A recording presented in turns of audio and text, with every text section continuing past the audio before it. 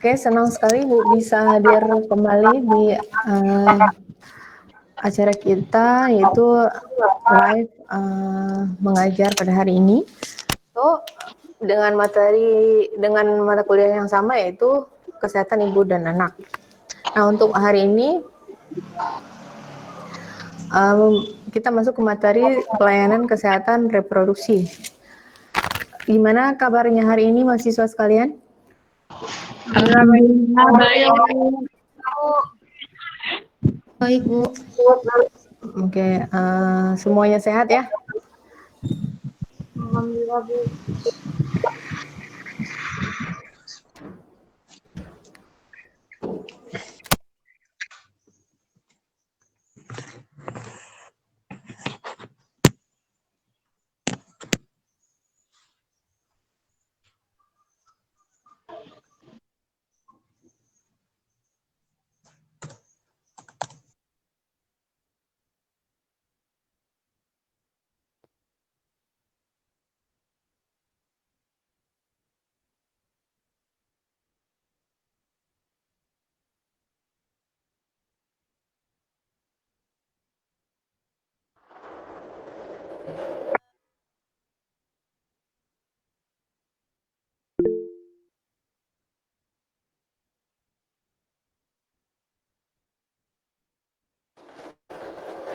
Oke, udah hadir semuanya nih. Ardila hadir?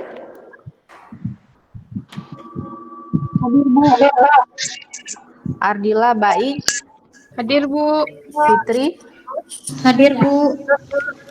Mazra, Hadir Bu.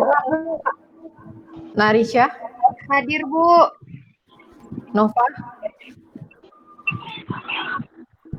Nova belum datang ya? Fitri, Hadir Bu. Rifal. Ada Bu? Oke, berarti si Nova yang belum bergabung ya. Iya Bu. Apa-apa kita mulai saja, nanti kalau Nova gabung nanti aja kita ini ya, kita sambungkan ya. Oke. Hari ini kita masuk ke materi pelayanan kesehatan reproduksi. Ini pendahuluannya itu hak-hak reproduksi dicapai jika tersedia pelayanan kesehatan reproduksi yang berkualitas baik. Kemudian yang kedua ada ketersediaan, yaitu mampu memberikan pelayanan yang baik dan memberikan kenyamanan.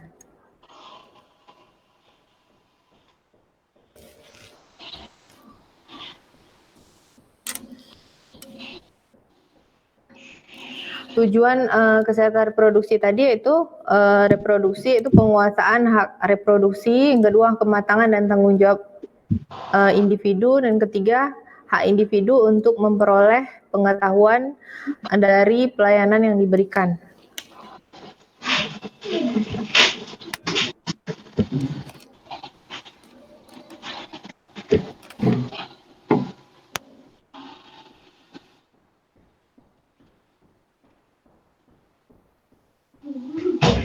Kemudian ada prioritas pelayanan kesehatan reproduksi.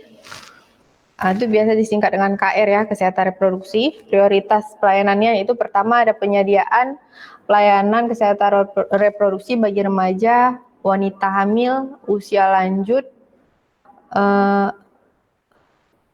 dan usia lanjut ya. Penyediaan pelayanan kesehatan remaja bagi remaja, wanita hamil, usia lanjut. Jadi kesinambungan terus dari remaja, kemudian dia menjadi wanita hamil, kemudian usia lanjut usia. Kemudian ada individu dapat membuat pilihan kesehatan reproduksi. Jadi dia memeriksakan saat dia remaja bisa, kemudian dia saat untuk persiapan hamilnya bisa, untuk saat dia hamil, bersalin, menyusui, kemudian hingga dia ingin ber-KB nantinya. Jadi itu pilihannya ada pada si perempuan ini sendiri gitu. Kemudian ada wanita terhindar dari di KTD dan aborsi melalui program KB. KTD itu yaitu kehamilan yang tidak diinginkan. Nah, jadi wanita prioritas pelayanan kesehatan reproduksi ini sendiri supaya ada kehamilan tidak diinginkan itu dengan apa? Dengan cara mereka melakukan pergaulan bebas atau hubungan seksual di luar nikah.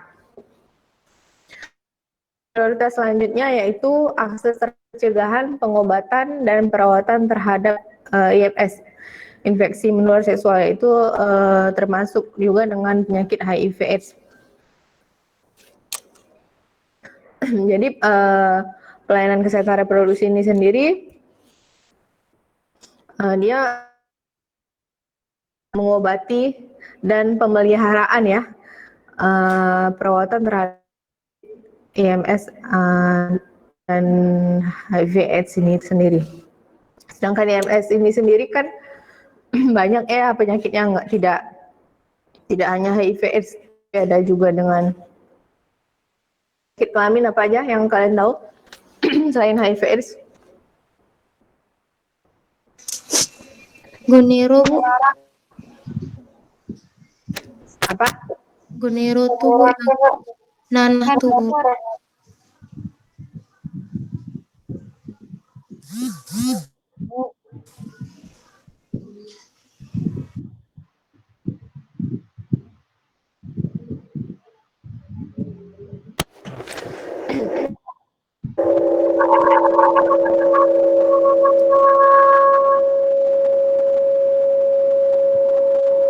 Menular seksual. Apa aja penyakitnya? Selain HIV/AIDS. Gonero.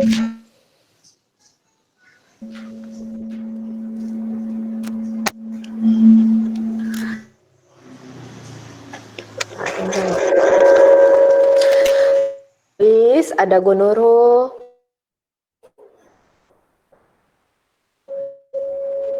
banyak ya, vaginitis, vulvitis, juga kanker rahim, banyak lagi ya.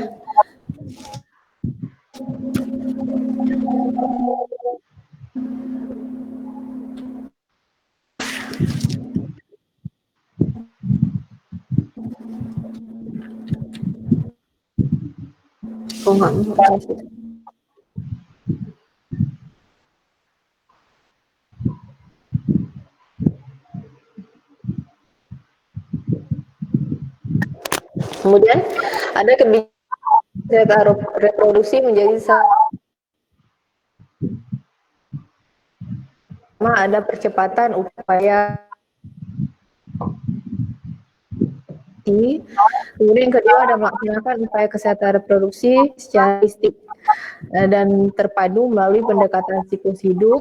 Nah, ini namanya kita contohkan tadi, ya kalau misalnya untuk remaja ya hanya masalah remaja saja, kemudian untuk yang ibu hamil hanya sangat ibu hamil saja. Kesalahan sesuai kebutuhan upaya kesehatan reproduksi ini. Tapi kalau misalnya tidak terjadi masalah ya tidak apa, berarti dia hanya yang abnormal, cegah terjadinya gangguan dari kesehatan reproduksi. Kemudian yang ketiga ada menggunakan pendekatan keadilan dan kesetaraan gender di semua upaya kesehatan reproduksi. Jadi tidak kalau bisa tidak ada yang dipilah-pilah, semuanya merata, laki-laki, perempuan ya perempuan gitu. Tapi kalau misalnya permasalahan kesetaraan gender antara laki-laki dan perempuan itu sendiri, itu tergantung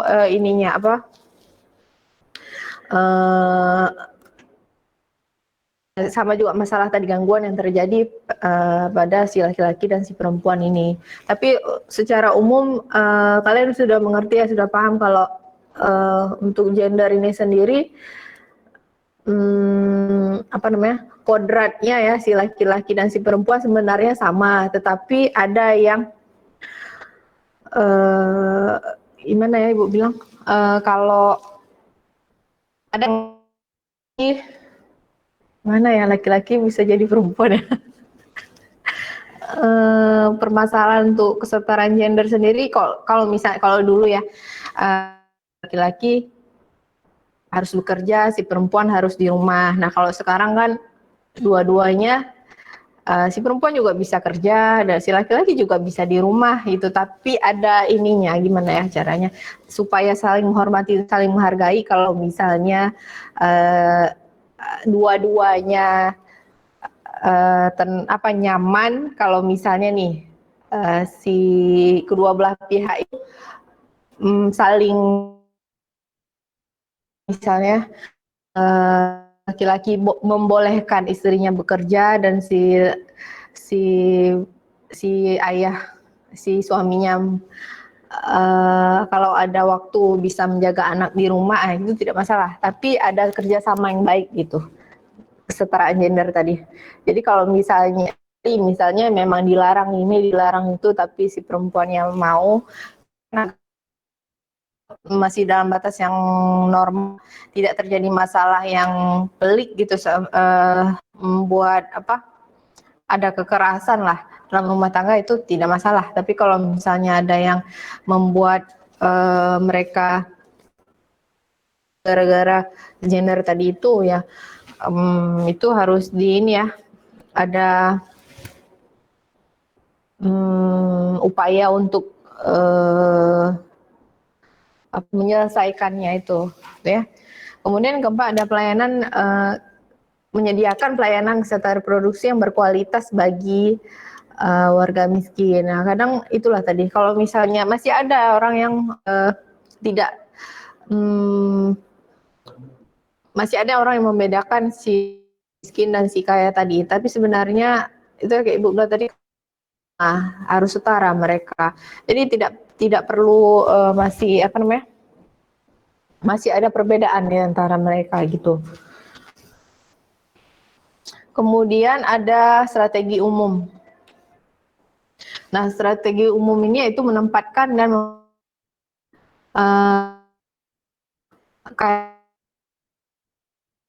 provinsi dan nah Bu ya, tadi judul kita ada yang tahu tadi apa? Kesehatan Pelayanan kesehatan reproduksi. kesehatan reproduksi esensial dan Kesehatan reproduksi.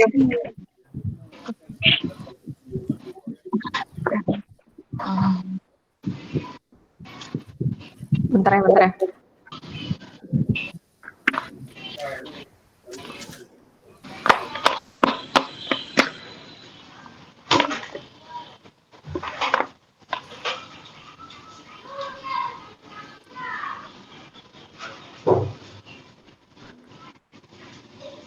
Belang cuma jadi lupa. Oke.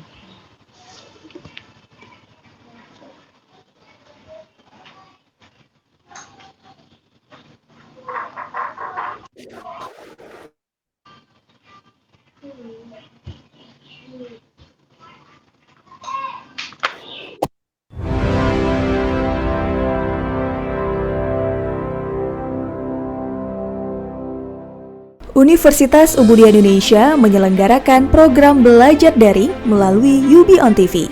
Di tengah pandemi COVID-19 ini, UI terus berinovasi dengan menyelenggarakan perkuliahan secara daring. Saksikan perkuliahan khusus mahasiswa Universitas Ubudiyah Indonesia semester ganjil dengan praktisi dan akademisi yang berpengalaman, lulusan dalam dan di luar negeri. Untuk program studi S1 Ilmu Kesehatan Masyarakat, D3 Kebidanan, S1 Ilmu Gizi, D4 Kebidanan, S1 Farmasi, S1 Teknik Informatika, S1 Sistem Informasi, S1 Manajemen, S1 PGSD, dan S1 Psikologi. Menghadirkan Fauzia Andika SKMMKes dengan mata kuliah Surveillance Kesehatan Masyarakat, Kairanisa Anwar SSTMKM dengan mata kuliah Gizi Kesehatan Masyarakat, Ria Paradiba, STR-Kep MKM dengan mata kuliah Kebutuhan Dasar Manusia. Faradila Safitri, SST MKes dengan mata kuliah Komunikasi dalam Praktik Kebidanan. Nuzulul Rahmi, SST MKes dengan mata kuliah Mutu Layanan Kebidanan. Ulfa Husnadira, SST MKM dengan mata kuliah Kesehatan Ibu dan Anak. Sahbainur Rezeki, SST MKM dengan mata kuliah Imunologi Gizi. Rulia Meilina, SFAM MSI dengan mata kuliah Farmasi Rumah Sakit. Susmanto, Eskom Mkom dengan mata kuliah Komunikasi Data. Mahendar Dwi Payana, SSTMT dengan mata kuliah Pemrograman Web 1. Zuhar Musliana, STMT dengan mata kuliah Pemrograman Berbasis Web. Zaufi Ardian, Eskom Meng dengan mata kuliah Audit Sistem Informasi. Mulkan Fadil, STMkom dengan mata kuliah E-commerce. Armia, STMSC dengan mata kuliah Manajemen TV Streaming. Raudatun Nuzul ZA, SST MKes dengan mata kuliah Askap Neonatus. Dwi Rahmalia, MPSI dengan mata kuliah Psikologi Perkembangan 1. Acara ini dilaksanakan via Google Meet dan hadir secara live di UB On TV channel 57 UHF setiap hari pukul 9 pagi sampai 15 sore waktu Indonesia Barat. UI, inovasi tiada henti untuk mencetak generasi unggul di masa depan.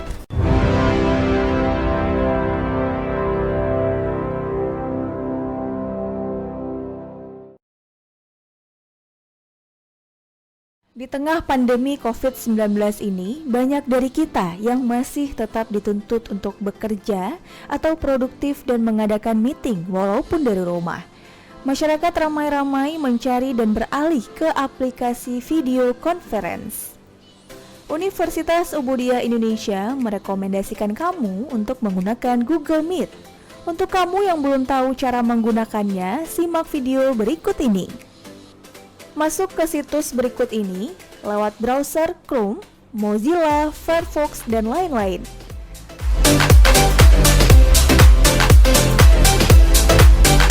Klik Join or Start a Meeting.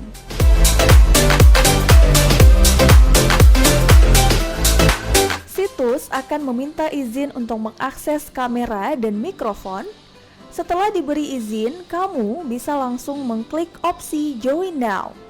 Untuk membuat ruang meeting virtual atau present untuk melakukan presentasi lewat tampilan layar personal computer atau PC. Jika ruang meeting virtual sudah siap, kamu bisa undang partisipan meeting lainnya dengan copy-paste link video conference tersebut atau tambahkan orang menggunakan alamat email dan tunggu mereka bergabung ke dalam conference. Cara menggunakan Google Meet dengan handphone. Pertama-tama, download terlebih dahulu aplikasi Google Hangout Meet di Play Store Android Anda.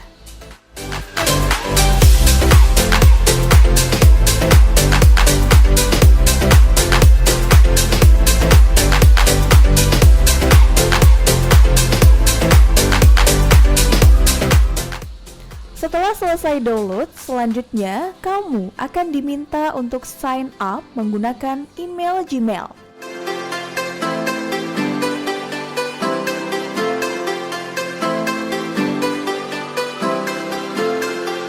Setelah sign up, kamu bisa langsung melakukan percakapan kelompok, baik itu grup chat maupun video conference. Caranya mudah, cukup klik icon di bagian pojok kanan bawah dan pilih New Video Call. Selanjutnya, kamu akan diminta untuk menambahkan partisipan chat menggunakan nomor HP atau email. Apabila kamu ingin menambahkan partisipan chat menggunakan nomor HP, undangan conference akan dikirim lewat SMS. Sementara, jika menggunakan email, maka undangan akan masuk ke inbox email. Tunggu hingga semua orang yang diundang masuk ke dalam conference itu. Jika kamu adalah partisipan yang diundang oleh penyelenggara meeting virtual, kamu cukup mengklik link yang dikirim lewat email atau SMS. Setelah itu, kamu akan secara otomatis bergabung dalam video conference tersebut. Sebagai catatan bahwa orang yang tidak diundang ke dalam conference atau yang tidak memiliki akun, ketika ingin bergabung harus mendapatkan persetujuan dari partisipan yang telah bergabung. Hal ini dilakukan untuk menghindari adanya penyusup di meeting yang sedang diselenggarakan.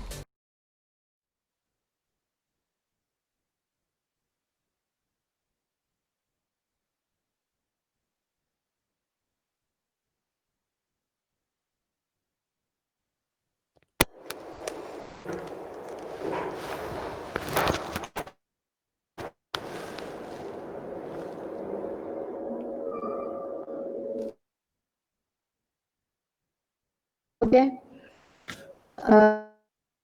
Maaf ada sedikit masalah dengan PowerPoint kita tampil. Kita lanjut ke strategi umum. Jadi kita hari ini membicarakan masalah kesehatan reproduksi esensial dan kesehatan reproduksi apa tadi? PKRE dan PKRK tadi ya. Kemudian ada strategi umumnya tadi ya.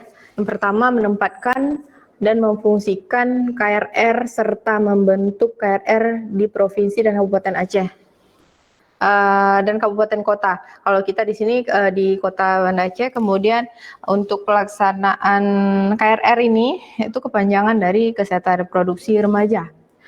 Jadi tadi tidak hanya dengan ibu hamil, busui dan bersalin serta usia KB usia lanjut, tapi untuk remaja sendiri dia ada penempatan khusus ya untuk remaja. Kemudian kita yang kedua ada mengupayakan terbitnya peraturan perlindungan di bidang kesehatan reproduksi. Kemudian ketiga meningkatkan advokasi, sosialisasi dan komitmen politik ya. Ini untuk advokasi ini sendiri hampir sama juga, kita melakukan pendekatan untuk orang yang benar-benar orang yang pembuat kebijakan.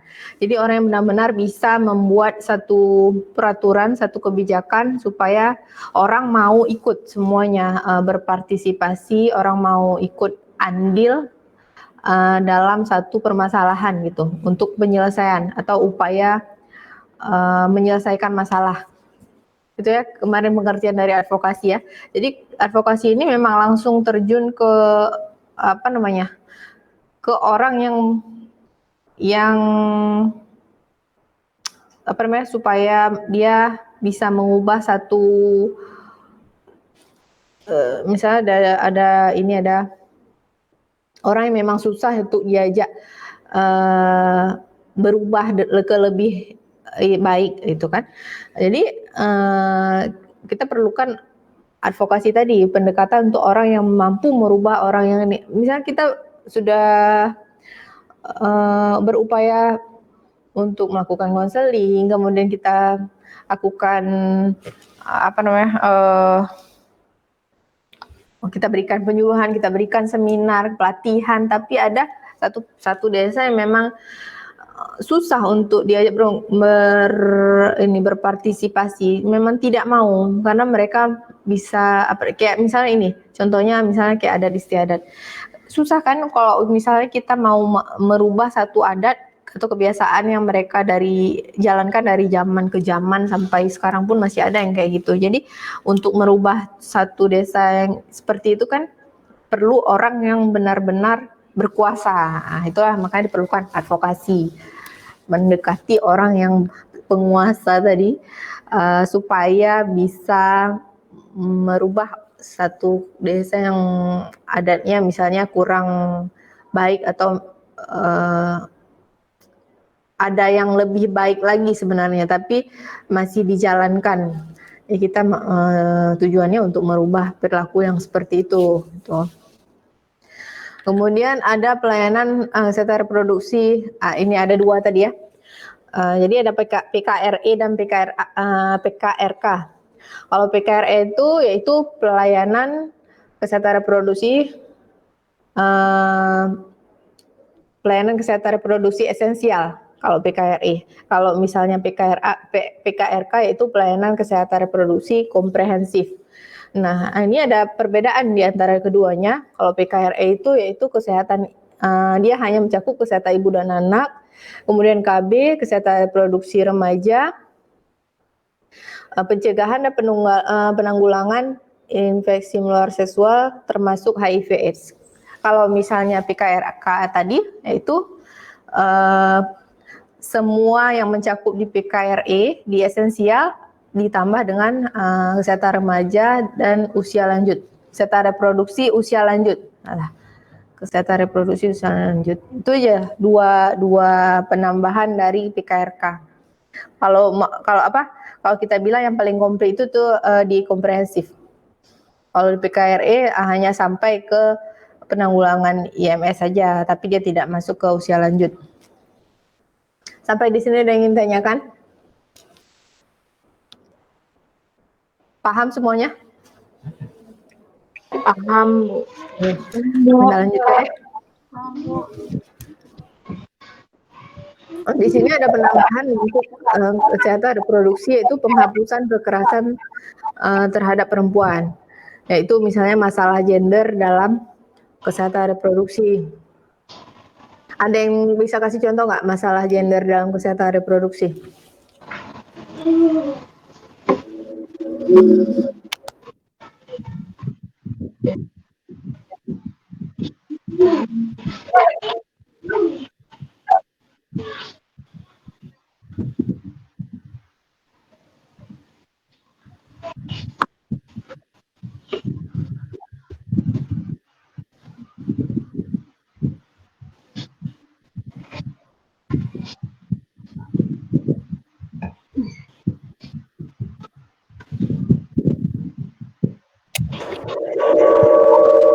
Coba Fitri, masalah gender dalam kesehatan reproduksi apa aja? Contohnya?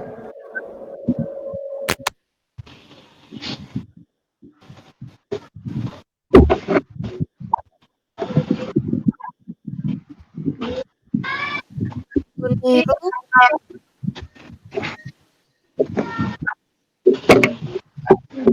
Enggak pegang. Masalah gender dalam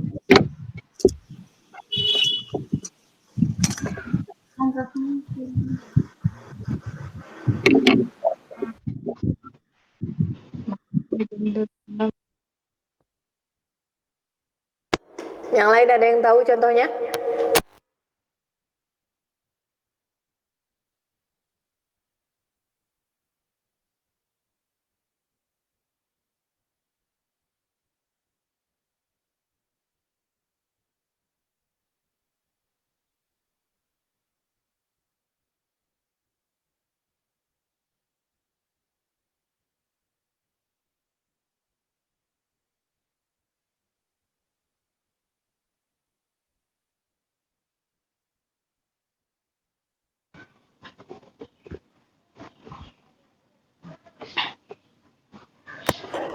Siapa?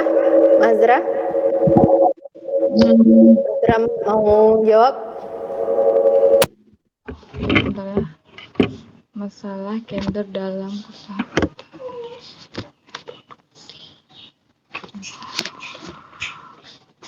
perempuan.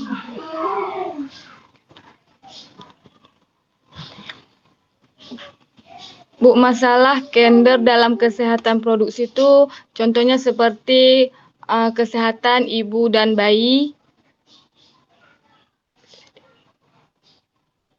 Bukan ini, Bu.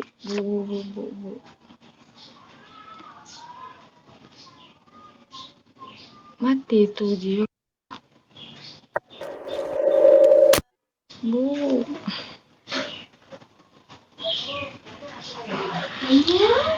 Bu, kami mau jawab.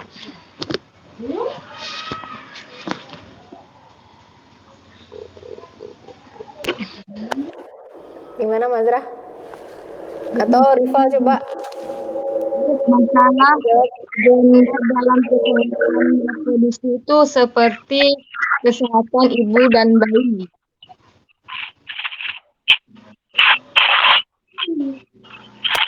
Kenapa emang kesehatan ibu dan bayinya? di mana angka kematian seperti angka kematian ibu dan bayi yang masih tinggi di Indonesia, contohnya seperti itu.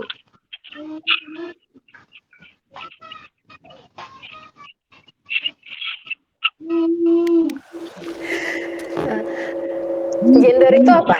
Jadi kita harus tahu dulu gender itu apa. Kayak tadi kan udah Ibu kasih contoh malah. Gender itu apa? Jadi kalau misalnya udah tahu gender, baru tahu bisa jawab ini. Gender Apa tuh masalah gender dalam kesehatan reproduksi biasanya apa? mencakup jenis kelamin gitu Kak. Gender jenis kelamin. Nah, ini kalau misalnya jenis kelamin, kalau dalam kesehatan reproduksi itu coba dikaitkan, kasih contoh. Jadi dia mengkaitnya Kanker bukan ke rahim. cake, gonari kayak gitu Bu.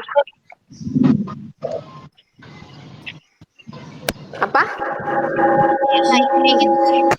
HIV yang kayak nanah tuh Bu.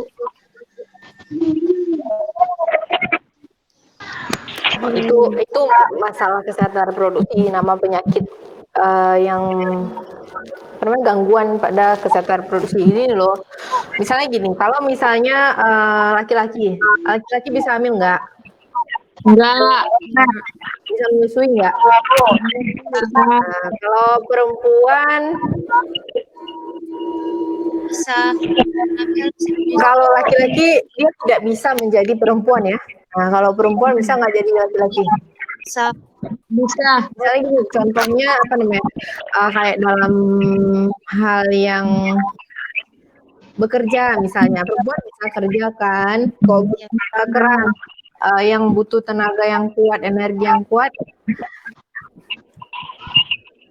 banyak kan perempuan yang bisa. Nah kalau yang laki-laki bisa nggak semuanya yang dilakukan kayak perempuan?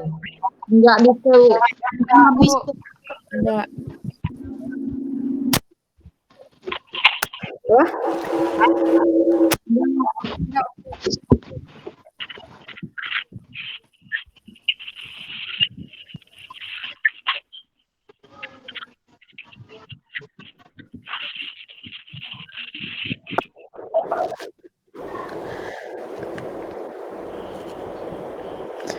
nah kadang untuk masalah gender dan kesehatan reproduksi ini sendiri karena misalnya kan itu kan satu permasalahan tadi Kak. Ini laki-laki sulit untuk dalam kesehatan reproduksi tadi dia harus mengandung, menyusui, bersalin, hamil, apa namanya? Iyalah. Itu tidak bisa dilakukan oleh laki-laki, itu memang sudah kodratnya dari yang di atas ya. Jadi kan kalau misalnya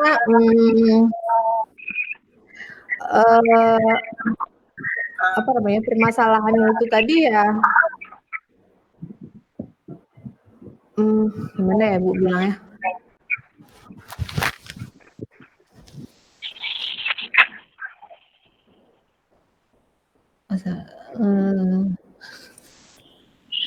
Jadi blank.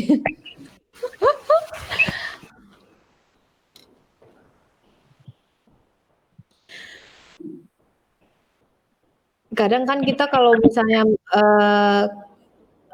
gini aja misalnya dalam pengasuhan satu orang anak misalnya, si ibunya tadi kan gendernya tadi misalnya kerjasama bagus dan si pasangan suami istri ini memberikan kebebasan untuk si ibu untuk bekerja, ayah bekerja, ibu bekerja.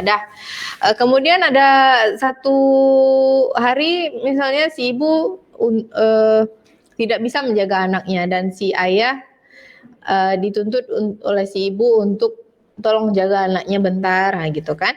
Jadi kan ada misalnya dia, itulah kalau misalnya beda ya ibu dan ayah yang menjaga anak. Kalau misalnya si ayahnya yang jaga, kalau si ibu yang jaga telaten dari dia bangun tidur sampai kasih ganti popok, kasih makan sampai dia tertidur lagi. Nah kalau si ayah kalau bisa anaknya main aja asal laleh, asal dia tidak rewel, apa aja dikasih gitu kan. Kadang si ibu kan marah gitu kan, jadi meningkatkan dia menjadi apa namanya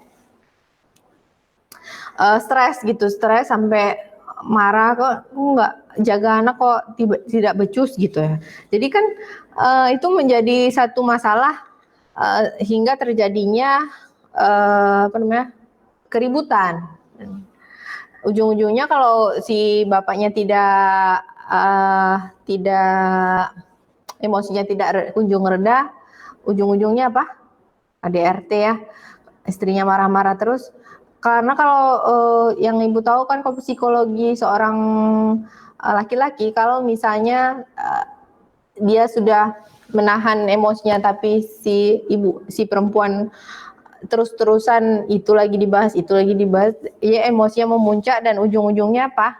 Emosinya yang jadi tidak sabar tadi, dia langsung main kekerasan, ya kan?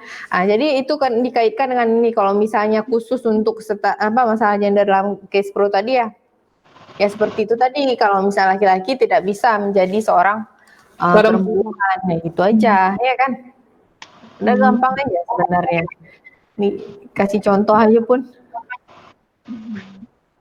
Paham nggak sampai di sini? Paham, Bu. Oke. Kemudian kedua ada pelayanan kesehatan reproduksi terpadu, yaitu klien mendapat semua pelayanan yang dibutuhkan dalam kesehatan reproduksi sekaligus dalam satu kali kunjungan.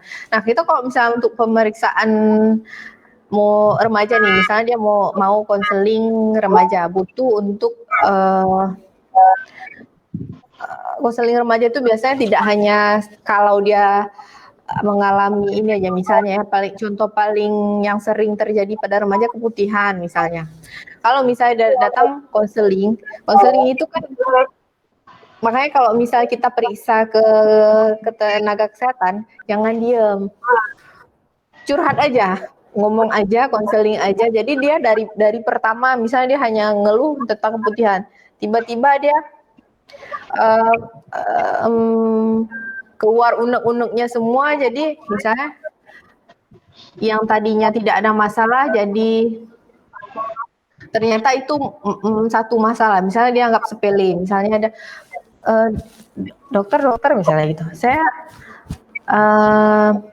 setiap mau haid kok ada keputihan, setiap habis haid kok ada keputihan, oh itu normal misalnya deh, ini contohnya, oh itu normal karena memang perempuan itu mengalami hal seperti itu sebelum haid dan sesudah haid dia memang keputihan. Nah, kemudian dia dokter ada lagi semua unek-unek dia keluarin nih kan. Kemudian saya kok Madi kok di sini kayak sadari ya pemeriksaan payudara sendiri. Kok ada benjolan? Nah, tiba-tiba udah ada masalah lain. Kemudian si dokter menyarankan, kalau misalnya sadari, angkat tangannya ke atas, tangan kiri memegang payudara sebelah kanan, kemudian angkat tangan kiri tangan kanan memegang payudara kanan. Ada nggak benjolan yang dia tumbuh di sana gitu kan? Kemudian nanti ada dokternya kan menyarankan ini itu banyak lah. Itu jadi kalau misalnya kita diam saja, jadi di kunjungan itu ya hanya menjawab tentang kebutuhan tadi saja. Tapi kalau misalnya konselingnya bagus, kemudian apa yang dirasakan diungkapkan semua dengan petugas kesehatannya, jadi semuanya bisa sekaligus bisa menjawab semua keluhan dia gitu, permasalahan dia. Jadi bisa ini puas ya kalau yang terpadu nih. Dia tidak malu-malu. Makanya kalau misalnya untuk periksa apa aja ke dokter, misalnya hanya flu saja, tapi ternyata setelah dalam kalau flu aja suaranya kok lain, ternyata ada radang tenggorokan misalnya itu. Kemudian itu penyebabnya apa? Kamu minum dingin, main hujan, dan lain-lain. Itu. Jadi memang betul-betul fokus untuk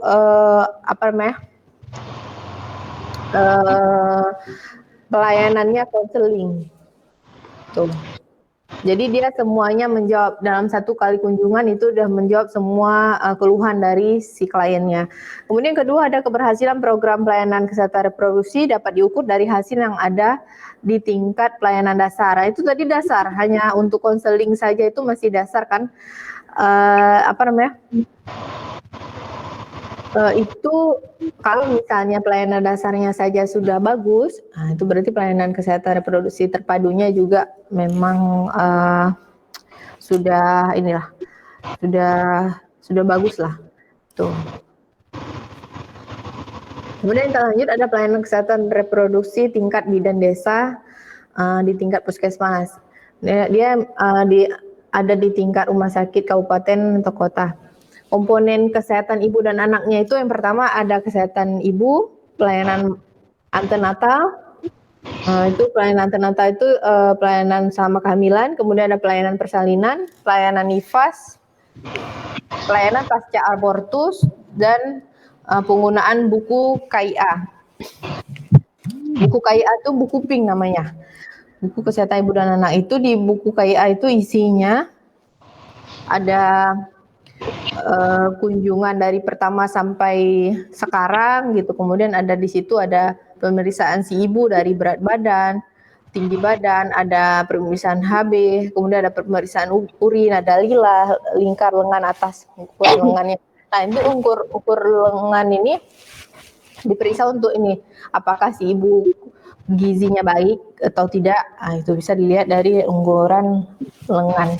Kemudian banyaklah di situ dari ibunya hamil, bersalin, menyusui, sampai anaknya imunisasi, anaknya sampai umur 5 tahun, berat badannya, panjang badannya, tinggi badannya, itu semua ada di buku KIA.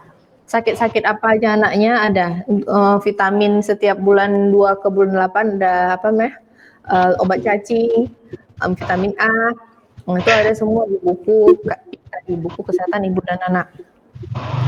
Kemudian yang kedua ada kesehatan anak. Kemudian ada pelayanan neonatal dan bayi. Itu dari bayi 0 sampai 28 hari hingga bayi 2 tahun ya. Kemudian ada pelayanan kunjungan neonatal. Dia kalau misalnya untuk pemeriksaan ibu bayi, kunjungan ke rumah. Kemudian yang ketiga ada pelayanan kesehatan anak balita, yaitu pendekatan MTBS bagi balita sakit, pemantauan dan stimulasi tumbuh kembang anak. Kalau yang MTBS ini memang manajemen terpadu balita sakit, dia untuk anak-anak yang memang sedang sakit. Dia ada ini, kalau kita lihat kan bukunya itu memang misalnya anaknya sakit apa nih, batuk biasa, nanti dia kan ada kolom-kolomnya, ada tabel-tabelnya, ada batuk biasa misalnya di kolom putih, pink dan hijau. Nah, pink misalnya kalau batuknya biasa itu ciri-cirinya seperti ini. Nah, kolom hijau itu ciri-cirinya seperti ini. Kalau kolom hijau itu biasanya udah lebih penyakit kronik ya kita bilang.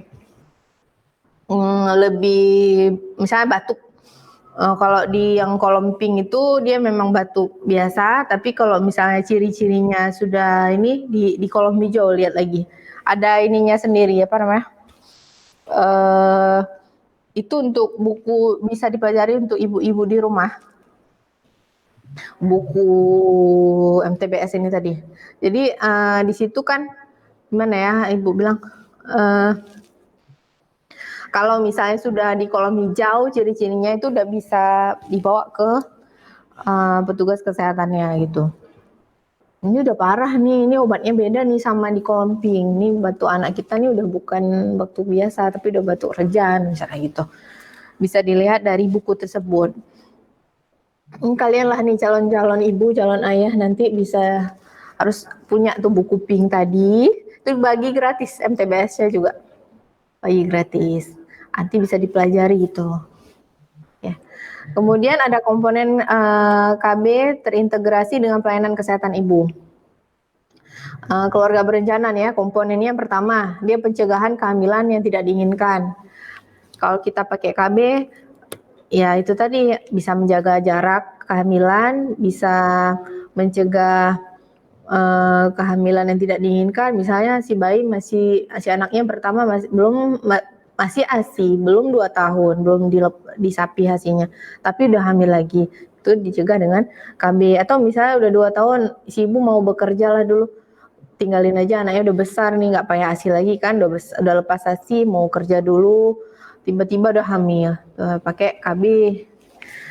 Kemudian banyaklah manfaat KB untuk mencegah penyakit misal kayak kanker serviks atau penyakit lain lah, bisa dicegah juga dengan KB, penggunaan KB. Kemudian ada konseling penggunaan manfaat metode KB atau alat alat kontrasepsi juga termasuk komponen KB terintegrasi. Kemudian ketiga ada memasukkan unsur pelayanan pencegahan dan penanggulangan infeksi menular seksual termasuk HIV/AIDS.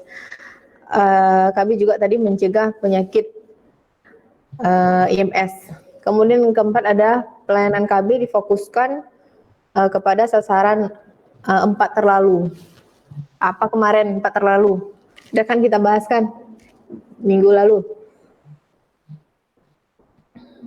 Apa 4 terlalu? Pertama,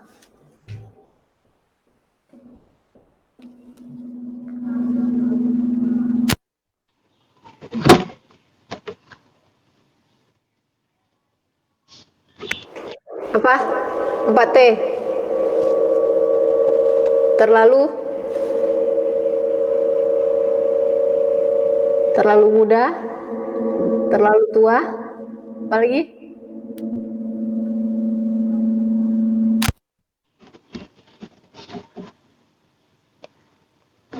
Padahal bahannya udah ibu bagi.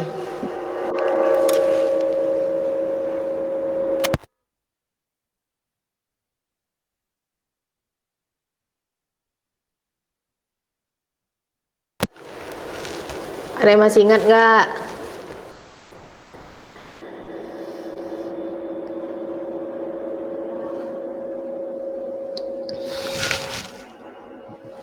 Terlalu 4 banyak. terlalu ya.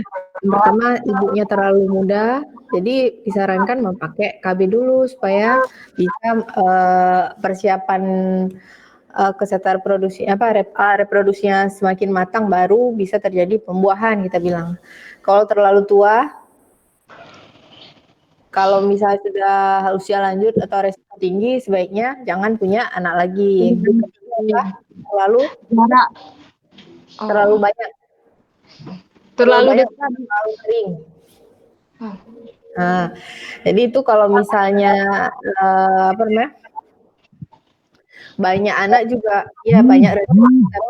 Tapi lihat juga lah. Kadang kita bilang kalau dulu ya sekolah dulu sama sekarang kan lebih mahal sekarang ya, kita lihat juga perekonomian kita, kemudian sanggup nggak kita untuk banyak anak itu seperti apa nanti urusnya gitu kan. Nah, itu juga termasuk masalah. Kemudian yang satu lagi apa? Terlalu dekat. Nah, terlalu dekat, jadi dijarangkan pakai KB tuh. Jangan lupa lagi tuh, itu kan hal yang gampang tuh. Itu kalau ibu keluarin lah nanti dalam soal tuh, kalau enggak yang kayak gitu. Kalau misalnya kita mau buat soal itu kan, ibu nggak mau kasih yang susah. Udah pasti belajar yang paling dasar, yang paling mudah, yang setelah cover judul langsung slide berikutnya itu biasanya nggak baca orang nih. Yang kayak gitu tuh yang paling ini. Kita apa namanya, kita kasih kita kelabui nih mahasiswanya gitu ya. Yang diharapkan setiap akhir dari pembelajarannya kalian paham dulu. Kalau udah paham, mengerti, jadi ini gampang lah. Apa yang jadi pertanyaan nanti ya gampang lah. Tuh gampang dijawab. Tapi kalau misalnya kalian sendiri nggak ngerti, makanya ditanyain, ada yang ngerti, udah paham nggak? Ada pertanyaan nggak ditanya. Berarti udah paham. Dosennya kirain udah ngerti semua, udah paham. Jadi nggak perlu slide untuk pertanyaan, slide ini ya, itu kan dipelajarin kan. Tapi kalau nggak ngerti ya sama aja. Setelah kuis, udah besok ditanyain nggak bisa lagi. Yang penting kalian paham dulu. Kemudian ada komponen kesehatan reproduksi remaja. Yang pertama ada pelayanan konseling kesehatan remaja fokus pada family life education. Itu kalau misal kesehatan remaja memang gimana ya, harus pendekatan dengan keluarganya dulu. Edukasi untuk keluarganya dulu. Bagaimana cara kita berkomunikasi dengan anak kecil, anak-anak usia remaja itu beda. Kalau remaja lebih ke tidak mau mendengar. Dia lebih suka ke lingkungan dia yang baru, suasana rame. Malah untuk orang tuanya dia lebih tertutup. Tuh, jadi beda ya. Jadi kita fokus konselingnya itu ke keluarganya dulu, baru ke remajanya. Kita tanyakan loh, sebenarnya remaja ini seperti apa? Anak ini seperti apa? Biar kita bisa mampu masuk ke ininya. Bisa kita mau kasih penyuluhan, bisa masuk ke melakukan pendekatan ke dia. Tapi kalau misalnya kita tidak paham dengan remaja ini sendiri, ya nggak masuk. Apalagi orang yang baru dikenal, susah. Kemudian kita pintar-pintar ambil hati dia. Tapi kalau enggak ya enggak. Kalau anak-anak bisa, tinggal kita kasih mau apa, mau permen, mau coklat, kita kasih. Nanti nggak boleh ini ya, nggak boleh itu ya. Ngerti dia, mau masuk. Tapi kok remaja kita sogok ini, sogok itu enggak. Uang kita kasih pun, HP kita kasih pun enggak. Tapi itulah, masuk dulu ke dia, nyaman dengan kita berikan masukan, masuk. Tapi butuh waktu lama, jadi harus ke keluarganya dulu. Kemudian perilaku hidup bersih dan sehat bagi remaja, itu juga masuk ke komponen kesehatan reproduksi remaja. Kemudian ketiga ada persiapan berkeluarga. Nah ini tadi, jangan terlalu muda juga untuk dia berkeluarga. Kemudian pemeriksaan aspek fisik, kemungkinan anemia, kurang gizi juga ya. Anemia nih, usia remaja atau kalian juga tuh masih bisa anemia. Kenapa? Karena kan tapi ini lumayan lah, masih daring lah kita bilang kan, masih bisa di rumah sambil makan, sambil ini. Kalau misalnya jadi anak kos, kalau nggak ada uang ya nggak makan. Kalau udah makan ya nggak usah minum jus. Tapi kalau sakit sedikit nggak usah lah minum obat, kan gitu kita bilang. Misalnya lebih berhemat kita bilang kan. Kalau kebanyakan anak-anak kos yang tinggal terpisah dengan orang tuanya. Tapi kalau dia memang banyak ini mampu dia beli semua ya nggak masalah. Tapi itulah makanannya itu. Tapi kalau misalnya orang tua yang masak gitu kan, semuanya asupan gizi ada. Tapi kalau kita beli yang paling banyak ya micinnya ya kan. Terakhir anemia, belajar sampai tengah malam, kemudian begadang, itu juga bisa terjadi anemia, kurang darah, kebanyakan belajar sana sini gitu. Jadi itu juga fokus kesehatan reproduksi pada remaja tuh. Kemudian ujung-ujungnya apa, nanti dia kurang gizi, itu juga salah satu masalah penyakit pada remaja. Kemudian ada pelayanan konseling tentang nafsa. Nah ini lagi lebih penting. Nafsa, pergaulan bebas, miras, semuanya ada di situ. Itu harus diberikan konseling itu sampai ke nafsa ini untuk remaja. Kemudian ada yang pencegahan IMS atau HIV/AIDS. Ada konseling pencegahan penularan IMS.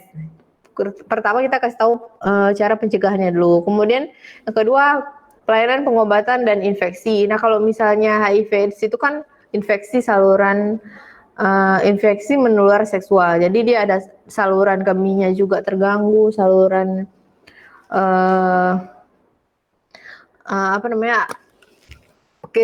reproduksinya juga terganggu di situ. Jadi ada pengobatannya. Tapi kalau HIV/AIDS belum ada ya. Masih menjadi penyakit yang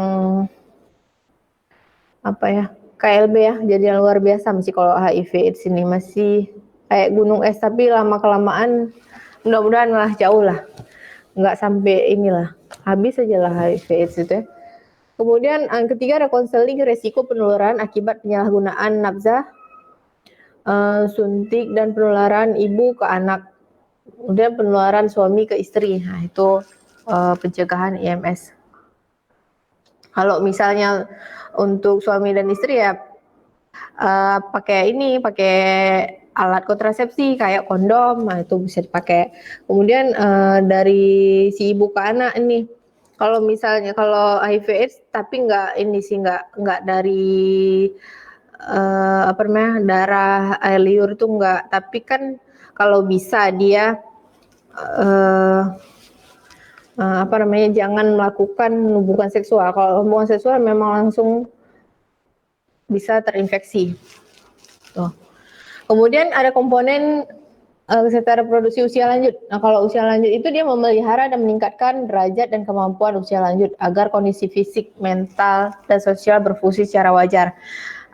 Ada nggak lihat nenek-nenek atau kakek-kakek masih mampu melakukan aktivitas yang kayak biasa?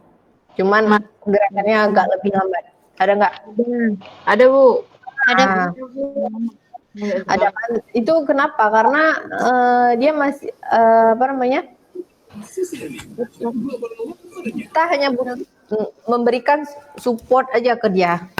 Walaupun sudah usia lanjut, kakek atau nenek masih bisa kok lain, kecuali misalnya badannya memang nggak sanggup lagi. Kok nenek-nenek atau yang zaman-zaman dulu kan masih kurang suka minum susu, nah malah ini ya tulangnya udah osteoporosis ya, udah bungkuk gitu kan. Tapi kalau aktivitas ya dia lakukan, tapi gerakannya lebih lambat. Setidaknya kita mampu memberikan semangat lah. Bisa, tapi kita kasih misalnya kakek ini masih sanggup nggak? Kita ajak aja. Walaupun dia misalnya paling sebentar aja udah nggak mau lagi, nggak sanggup lagi. Tuh, tapi diajak kita rangkul gitu. Supaya dia semangatnya di dalam jiwanya tuh masih ada. Kemudian ada pelayanan dalam mengatasi masalah masa menopause atau andropause. Itu kalau menopause itu kan mukanya itu kayak floor mukanya mulai merah, flek hitam, kemudian mukanya panas, terasa panas tuh. Emosinya tidak stabil, kadang mau nangis, kadang kalau ketawa aja, kemudian marah, luar biasa kalau udah marah ya, menopause ya, nggak berhenti. Padahal dikit aja masalah udah tersinggung, itu parahnya. Itu ciri orang menopause tuh di antara kalian ada yang suka marah-marah? Mungkin Ada. mau menopause. Aku nggak mau marah-marah, mudah-mudahan ini ya biar ini. Karena belum usia menopause juga, tapi takut juga nih kalau udah sempat kalian memancing kemarahan ibu, bisa-bisa jadi menopause. Kemudian kalau misalnya orang menopause kan siklusnya pun kurang lancar, nah kadang ada 3 bulan sekali atau ada sebentar dalam sebulan berapa kali, itu dia udah mulai ini. Kadang yang sedikit, kadang flek, kadang lebih panjang usia haidnya tuh. Kemudian pelayanan konseling pencegahan penyakit kardiovaskular dan degeneratif degeneratif atau osteoporosis. Nah, itu juga kalau dia mulai sakit pinggang, sakit kaki, nggak bisa jalan, tumitnya sakit, ini ya, asam urat, kolesterol, itu udah mulai, darahnya tinggi, usia 50 ke atas memang tensinya rata-rata 140 ke atas, tapi kalau untuk kita yang normal ini masih 110, 120 itu normal, tapi kok memang hal yang wajar. Faktor usia ya. Kemudian ada pengobatan penyakit. Nah itu, jadi apapun sakitnya ya ada obatnya gitu. Tapi kalau misalnya yang tidak terbiasa untuk minum obat kimia, kita kasih herbal. Gitu. Kemudian ada pemantauan kondisi kesehatan lansia, itu juga terus dipantau. Kan ada tuh misalnya yang di masjid pengumuman Assalamualaikum warahmatullahi wabarakatuh, kan ada pengumuman untuk balita posyandu. Nah untuk lansia ada juga kan? Pernah dengar nggak? Jadi ada pernah dengar? Ada Bu. Jadi kalau untuk usia lanjut usia ini, lansia ini juga ada posyandunya gitu. Ada pengobatannya sendiri, beda dengan posyandu untuk anak-anak. Kemudian ada pelayanan kesehatan reproduksi yang efektif itu, yaitu kemitraan dengan masyarakat. Ya, itu penting. Kalau tidak ada masyarakat, kita sendiri kerja nggak bisa. Kemudian kedua ada keterlibatan komunitas. Nah, itu ada biasanya kalau di desa itu ada komunitas-komunitas sendiri. Kita pakai kader nanti. Kader dan dibantu oleh perkumpulan ibu PKK, terus bapak-bapaknya apa misalnya, ada dia komunitasnya. Kemudian ketiga ada integrasi pelayanan. Keempat, keterlibatan aktivitas promosi kesehatan juga, itu promkes kita tuh harus bagus. Kemudian advokasi mengenai hak kesehatan reproduksi dan seksual. Kemudian yang selanjutnya ada koordinasi lintas sektor. Nah, itu Inkes kah gitu ya. Kemudian kesimpulannya yaitu pelayanan kesehatan reproduksi terbagi atas PKRE dan PKRK. PKRK ya. Kemudian perlu upaya advokasi dan keterlibatan lintas sektor agar pelayanan kesehatan reproduksi itu dapat efektif. Kalau misalnya tidak ada advokasi tadi, terlibatan orang-orang dalam tadi tidak bisa dijalankan. Oke. Selesai nih materi kita pada hari ini. Mungkin ada yang ingin ditanyakan atau kurang paham, silakan bertanya.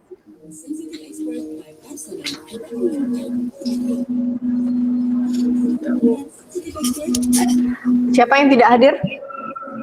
Nova? Nova, Bu. Nova aja ya. Iya.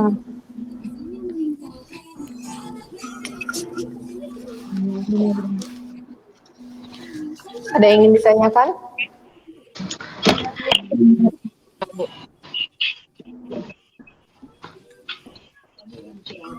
Udah paham semuanya? Paham, Bu. Terus selanjutnya minggu depan kita kembali lagi. Kalau ada rezeki dan umur panjang, kita berjumpa lagi dan bertetap muka kembali. Semoga materi pada hari ini bisa menjadi bermanfaat untuk kalian semua. Lebih kurang ibu mohon maaf. Assalamualaikum warahmatullahi wabarakatuh. Waalaikumsalam warahmatullahi wabarakatuh.